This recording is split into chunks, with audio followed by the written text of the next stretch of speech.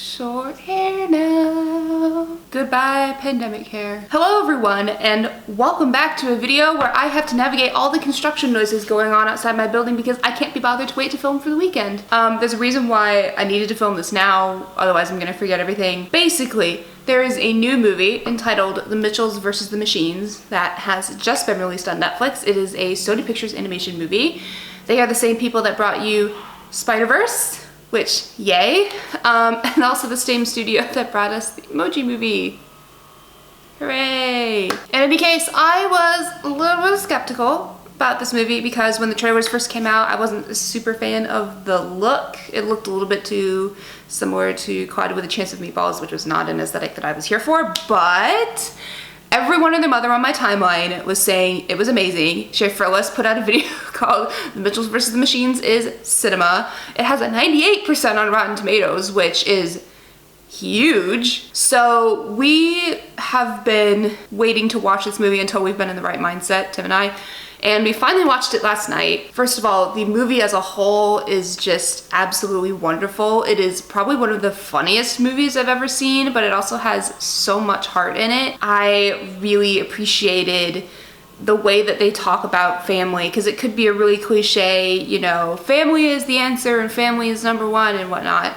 But they really go about it in a very nuanced way, and in a lot of ways, I really felt that this movie was kind of for me. But you saw the title of this video and you know what I'm here to talk about today. So the titular Mitchell family are from my home state of Michigan, and not only from my home state of Michigan, but from Kentwood, which is a suburb of Grand Rapids where I lived during my senior year of college. I'm gonna be honest, I didn't realize that they were from Michigan until the PAL villain, the HAL 9000 clone, Olivia Colman, shout out to you, Olivia Colman, love you, flashes all like their information that they've gleaned from the web on the screen, and their driver's license come up, and I guess this is like tip number one that just kind of sent me while I was watching this, but the driver's license came up and I didn't catch the state name, but I did see atop of the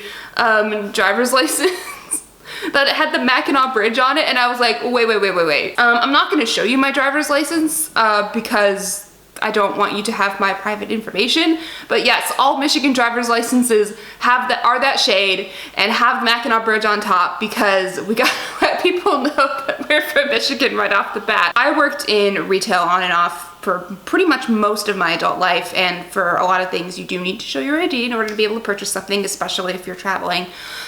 So I've seen my fair share of state IDs from across America, and I don't think that I've seen a single one that has something as distinctive as the Mackinac Bridge on it, which, hooray. And I was sitting there and Tim was like, yeah, that was from Michigan. So I had to look it up afterward on Twitter, and I am gonna consult my phone real quick because there are a few things that I do need to point out now that I know that the Mitchells are specifically from Kentwood, Michigan, which just delights me to no end, because so often when you see people from Michigan in like movies and whatnot, they're always from like the Metro Detroit area and like nowhere else. If you've seen a map of Michigan, I guess I'll, show you my hand. Detroit is like here, and there's so much more Lower Peninsula and also the Upper Peninsula. More Upper Peninsula representation in movies. We got like this, so Kentwood, Grand Rapids is right about here. So it's not even that far up, and then I'm from like Traverse City, which is up here. So, but I have a ton of family in the Grand Rapids metropolitan area. Pretty much my dad's side of the family lives in Grand Rapids. So I think I have some authority on the subject here. So before we do anything else, I should remind you to subscribe. As I say, I'm not doing regular videos right now, but I do like to talk about things whenever I can. And this just is something that I needed to talk about. So subscribe. You can go check out my website, helen-groheist.com, in the description. I just did a quick Twitter search of the Mitchells vs. the Machines, Michigan. So as far as I'm aware, the chief Midwest correspondent on this movie was Jeff Rowe, who wrote the movie along with Michael Rianda, who directed it and voiced Aaron. So the thing that most people picked up on that I actually didn't was the Redemax. Sign Redemax is a famous restaurant in New Buffalo, and famously, as Michael Rianda put it, they had a tough time getting them to sign off because the manager kept hanging up on them. They had to explain they weren't selling anything, which the manager was skeptical, but ultimately let them put the billboard in the movie. And I do have to say, never been to New Buffalo, never been to Redemax. That's I mean, it's if you live in a peninsula-shaped state, like, everything that's like in the rest of the world is pretty much down here, and it takes forever for anything. We just got a Denny's like 5 years ago. Probably never gonna get a White Castle. We're campaigning to get a Trader Joe's. Maybe it'll happen. But I will say the business owner's attitude, it's not uncommon. Like, they kind of don't want to be bothered or solicited, and that makes this story just all the more heartwarming. I love it. Katie in particular in the movie, I kind of related to because I also left Michigan to go to film school a bit later than she did. I was 23 when I started my master's degree, as opposed to Katie, who's like 18 and going to film school in LA. But I did consider going to film school in LA, and more so than going to college in Grand Rapids, which is a 2.5-hour drive from my parents' house, so it's not that far. Leaving to go to England was very hard, and of course LA is about equidistant, maybe a little bit less, but it's still a long haul, and you can't, you know, have the opportunity to go back and see your family that often. So I kind of felt for her. The multiple references to West Michigan. Oh, and then I typed, the dead duck on the wall is pretty accurate. Any Michigan dad who hunts will have at least one prize on the wall. Yes, in case you aren't aware, hunting is a big thing in Michigan. See my previous 2 videos on Michigan culture. But yeah, my dad is super into hunting, and for the longest time we had a few animals on the wall in our basement. Deer hunting is the main thing in Michigan. Rick, the dad of this movie, putting the duck on the wall and being like, isn't it cool? It's dead. It's such an attitude that like every Michigan dad has. So when my husband, who is British, came to visit me for the first time a few years back, and he came downstairs and saw like the giant deer head mounted on the wall in the basement, may have been a little bit freaked out. That is a thing that happens. I absolutely loved that little reference. The highway that they take in the movie at the very beginning is the 131, which goes all the way from Sault Ste. Marie. Wait, no, 75 is the one that goes to Sault Ste. Marie. 131 goes all the way to the northern tip of the Lower Peninsula, so it stops just before the Mackinac Bridge. And then everything merges on the I-75, whatever. Somebody also mentioned the I-94 in the comments. But yeah, it's interesting. So 131 is always the highway that we took to get from Traverse City to Grand Rapids and beyond. But I have to say that the traffic on 131, especially south of Grand Rapids, is pretty darn accurate. Traffic when it is August and Labor Day, which is like right before school begins. Oh, traffic is bad. Traffic is very, very, very, very bad. And even more hilarious is all the construction equipment up, because if you are from Michigan, you will know that if there is not snow on the ground, it is construction season. It's always happening because our roads are that terrible. And my dad, much like Rick, is the type of person who will just maneuver his way out of it. I don't recall my dad ever getting a ticket for anything like that. And of course, you know, Rick is a special kind of crazy when it comes to that. But yes, my dad is definitely the type of person who will try to find his own way around it. Also, if they set out like super early in the morning, that's not the time that you want to be on the 131, because it's super busy, especially like in Grand Rapids proper. I imagine they took like the 42nd Street exit or 48th Street. Yeah. Speaking of Kentwood, yes. So I used to live in like right on the edge of Kentwood, I think. It's public knowledge. I've talked about it enough on Twitter. I went to Calvin College, and like that's just like right by the mall in Grand Rapids, and I used to kind of live in that area. I don't know where anymore. But yeah, I was just sitting there, I'm like, wow, they picked not just the metropolitan Grand Rapids general area, but specifically Kentwood. Oh, and the dad building a cabin in the woods and loving it and being like super nature. That is my dad. I guess to get on a personal note, I think this is really a wonderful movie because I was also very much like a lot closer to my mom when I was growing up, and like I love my dad very much, but now I collaborate quite a bit with my dad nowadays from afar, and I've learned to appreciate what he does and he learns to appreciate what I do, and I really enjoyed the father-daughter dynamic in this movie, and it was just really wonderful and just heartwarming. And 15 minutes into the movie when he's watching all the home videos, by the way, we did have that exact Sony camcorder, the big honking one, when he was watching all the old videos. Oh my god, like me and Tim both just started sobbing. And we were 15 minutes in, we're like, oh man, we're not gonna make it to the end. The dog also. I love my previous dog, Bear.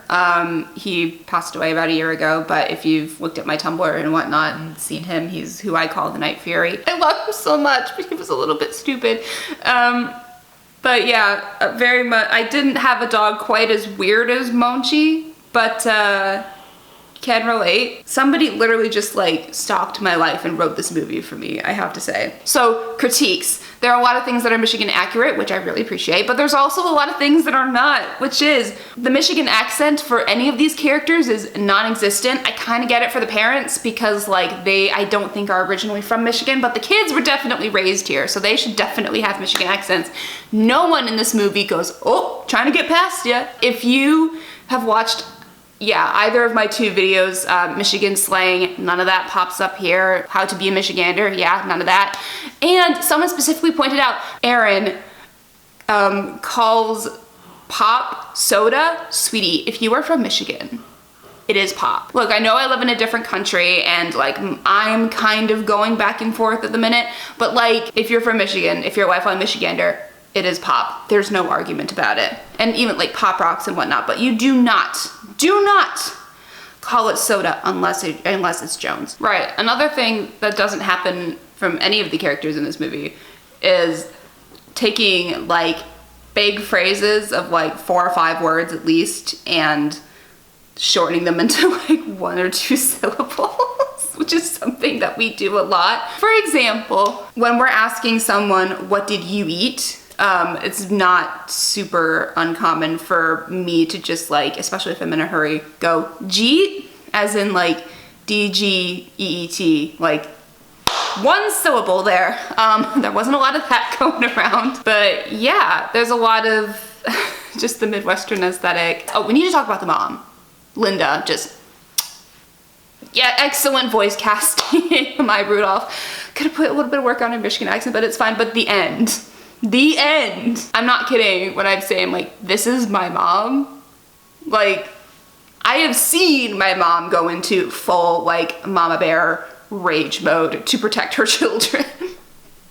And this movie got it so right. This movie got so many things so right. I'm only talking about the things that are specific to my upbringing, but seriously, at the end when she's at college and whatnot, spoiler alert, everything turns out all right at the end, whatever. They ask her if her and her friend Jade are official yet, which was like, yay, canonically queer character. I wish we could have had like more of that going on, but it wasn't really about her queerness. It was about the family, and I appreciate that her queerness was not a source of conflict. Yay. But I don't know if she's like a lesbian or bisexual or just identifies as queer in general. I haven't seen the director comment on that, but I'm like, I was also a little queer girl from Michigan. Yay! And also like, okay, so I have 2 younger siblings. I have a sister and I have a younger brother. We're all adults now, but younger sibling, Aaron, which I think he might be my favorite character in the movie, I'm not gonna lie. Yeah, so she only has 1 younger sibling and I have 2, but my siblings' personalities, especially my sister, is definitely present in the little brother Aaron character. And also the fact that they go to like a Dino stop, which I think is in Kansas canonically, but also it wouldn't like pass you by to see one of those on the roadside in Michigan. I mean, we do have the world's largest Christmas store in Frankenmuth, so yes. And also if you're in Indiana, you'll see like all these like fireworks signs. Really anywhere in the Midwest you will. But in any case, that was a real Michigander reacting to the Mitchells versus the Machines. I hope you enjoyed it. I hope you stick around for more videos on my channel. I hope you like this shirt. I really do. I just got it yesterday. Oh, and I hope you like my new hair. Hopefully it'll stay this way for a while. Also, if you haven't had a moment, and in case this video hasn't convinced you to already, please go check out the Mitchells versus the Machines. It's on Netflix. I really think that if we show like Sony Pictures Animation the support that we are for this film and as well for Spider-Verse and the next one, which is coming out I think in like a year, 2 years. Excited. This is the most excited I've been about a Sony Pictures Animation movie in a while. And also go check out Arthur Christmas, which is a collaboration between them and Aardman. Just underlooked. Go support them. Animation is freaking cool. This is probably one of the best animated movies I've seen in a long time. I haven't made a video since the Oscars happened.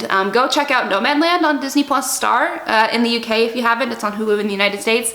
Shout out to you, Chloe Zhao, for winning Best Director, first woman of color and second woman ever to win. Shout out to Arnold Fennell for winning Screenplay. Promising Young Woman was great. I may have to make another video on that at some point. But yeah, it's been a good time. It's starting to get warmer. Yeah. As always, make sure to follow me on Twitter and Instagram to see more of my musings on pretty much everything. Eurovision is coming up really, really soon, and you'll probably be seeing a lot of my tweets on that. We're super excited. We're actually having a contest. Yay. And yeah, thank you guys so much for watching this video. Remember to keep living awesome lives, and I will see you all very soon. Bye.